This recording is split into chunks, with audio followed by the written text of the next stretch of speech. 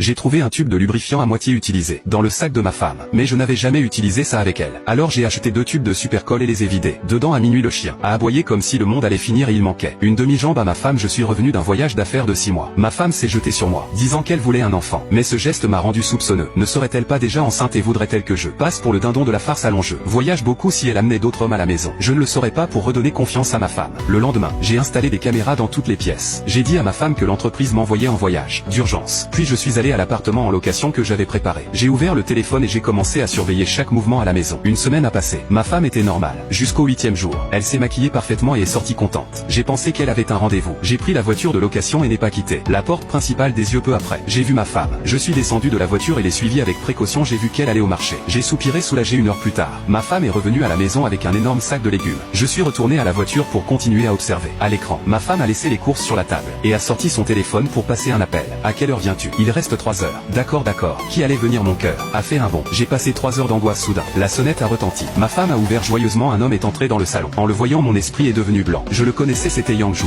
le patron de ma femme dans l'entreprise. Les voir manger et rire ensemble, intime comme un couple marié. J'ai senti que ma tête allait exploser. À ce moment, je voulais seulement monter et gifler ces deux-là. Mais la raison me disait d'attendre, je devais les prendre. En flagrant délit 1 heure plus tard, ils ont fini de manger et sont allés dans la chambre. À ce moment, bien que je bouillais de rage à l'intérieur, à l'extérieur, rien ne se voyait. J'ai souri mais c'était un sourire amer. Je n'aurais jamais imaginé que ça finirait comme ça, moi me tuant à la tâche pour gagner de l'argent pour lui donner un foyer. L'apport de 300 000 pour l'appartement. Ce que j'ai souffert pour l'obtenir. Nous avons enfin acheté la maison. Nous nous sommes mariés et seulement 1 an s'est écoulé. Et elle fait ça, regardant ces images obscènes sur le téléphone, mes lèvres esquissèrent un sourire sinistre. Puis je suis sorti des caméras. Avec la carte d'un ami, j'ai appelé la police. Je veux dénoncer. Dans l'appartement 502, bâtiment 6 résidence Jardin du Progrès. Il semble qu'il violente une femme. J'entends des cris faibles de l'intérieur. Si vous ne venez pas vite, elle pourrait mourir. Et s'il vous plaît, ne divulguez pas mes données. Je ne veux pas que l'agresseur se venge en raccrochant. J'ai appelé un journaliste. Ici il y a une exclusivité bombe. Événement grave dans le bâtiment 6 de la résidence Jardin du Progrès. Venez vite sans faire attention aux questions du journaliste. J'ai raccroché dans la voiture, j'ai allumé une cigarette. Liuli, j'ai jeté jusqu'à ma réputation. Nous allons jouer calmement. Je suis retourné aux images du téléphone. Je les regardais et commentais pour moi-même. Il n'est pas beau. Il est moins bien que moi en forme. Mais bon, c'est le chef de projet, peut-être gagne-t-il plus que moi. Liuli, si c'est pour ça que tu trahis notre mariage, c'est que j'étais aveugle. Peu après, plusieurs voitures de police sont arrivées. Avec l'arrivée de la police, tout le monde dans la résidence a commencé à regarder. Le public adore les ragots dès qu'ils sont montés. Les policiers, j'ai vu le journaliste avec sa caméra. Les suivants, je souriais. Encore plus, mais en souriant, quelques larmes m'ont échappé. Environ 30 minutes plus tard, la police est descendue avec Liuli et Yang Jun déjà habillé et les amis dans la voiture. Le malin du journaliste s'est caché parmi les gens pour prendre des photos. Les voisins prenaient aussi des photos pour leur réseau. J'ai entendu que c'était un vol avec viol. Ce type est un porc. Qu'est-ce que tu dis? Où as-tu entendu ça? Je vous raconte.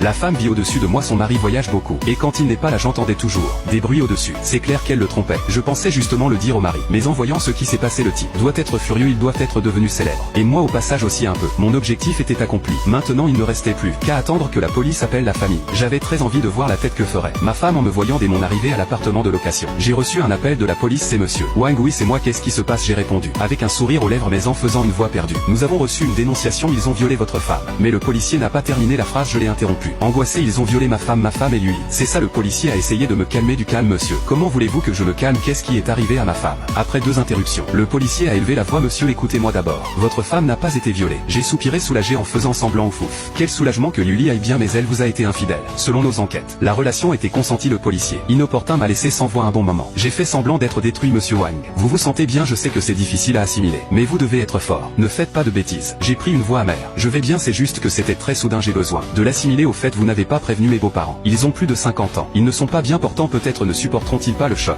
Il y a eu un silence. Je suis désolé, un collègue a déjà appelé vos parents. Ils sont en chemin. J'ai esquissé un sourire presque imperceptible. J'ai fait semblant d'être angoissé. J'arrive tout de suite. Ayant dit cela, j'ai raccroché, j'ai jeté le téléphone sur le lit et me suis allongé. Liuli, comment expliques-tu cela à tes parents? Ton père a des problèmes cardiaques. Voyons si tu ne le tues pas du chagrin. Après un rire sarcastique, j'ai commencé à réfléchir à l'attitude à prendre. Je ne suis pas parti avant minuit. Puis je suis allé au poste de police. En descendant de la voiture, j'ai pris un air angoissé. Je suis entré dans la salle. Mon attitude, ma rage contenue. Liuli était assise, le regard perdu en me voyant. Elle a baissé la tête honteuse après avoir parlé un peu avec le policier. Je me suis approché doucement de ma femme. J'ai pris sa main doucement. Liuli a essayé de la retirer, mais je l'ai tenue. J'ai demandé à voix basse. Chérie, tu peux me dire pourquoi je ne t'ai pas bien traité? Liuli a détourné le corps. En silence, j'allais dire autre chose quand le téléphone a sonné. Je l'ai regardé et j'ai dit à Liuli, ce sont tes parents. À moi, tu n'as pas besoin de me dire la vérité, mais réfléchis à comment tu vas leur expliquer. Ayant dit cela, je me suis écarté pour répondre. Quoi, papa? Encore avec le cœur. Je suis au poste de police, j'arrive tout tout de suite avec Luli. J'ai regardé Luli, qu'est-ce que tu fais la planter? Allons, ton père est à l'hôpital à cause de toi, notre histoire. On en parlera en chemin, j'ai baissé la vitre. Après un moment avec l'air frais, j'ai soudain demandé à Luli, tu es enceinte?